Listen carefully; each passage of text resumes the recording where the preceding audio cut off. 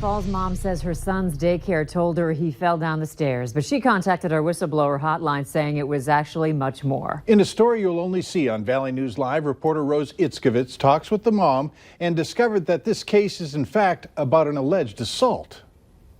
Fergus Falls mom, Casey Grant, thought she knew her son's daycare. I knew her family helped the community in Fergus Falls. The woman was only watching them for about 3 weeks when this happened in January. I got a message from her stating that my youngest had fallen down the stairs. But it turned out to be much worse. There was 2 marks on both sides of his head, the temples. His ear was busted, black and blue. He had a mark on his nose. The family ended up taking him to the hospital. The doctor said just to keep an eye on him. He seems to be doing fine. But later that night, Child Protective Services came knocking on Grant's door. They said that based on the markings that they see, there was no way that he could have fallen down the stairs. I stuck up for them, her and her husband.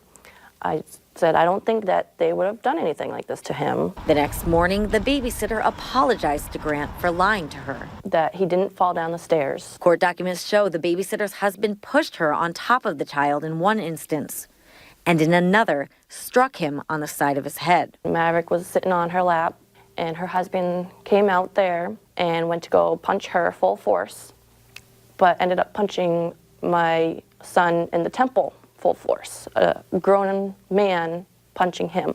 The unlicensed daycare was at the time on this street, but according to court documents, the babysitter has since moved. Tyrone Anderson was convicted on endangerment of a child, as well as domestic assault.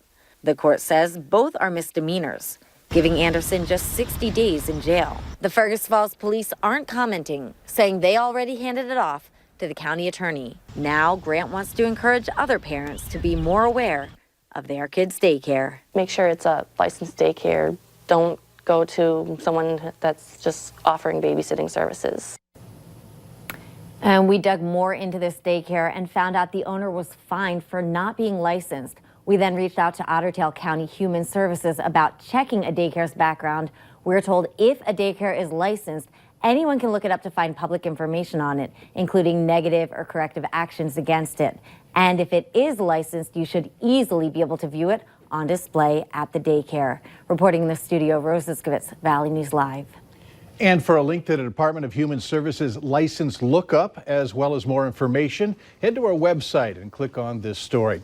And if you need help uncovering fraud or corruption in your community, here's some advice. Call our whistleblower hotline. The phone number's on your screen, 701-237-6576. Call that number and leave your tip. A member of our investigative team will get on the case and go to work to expose the truth.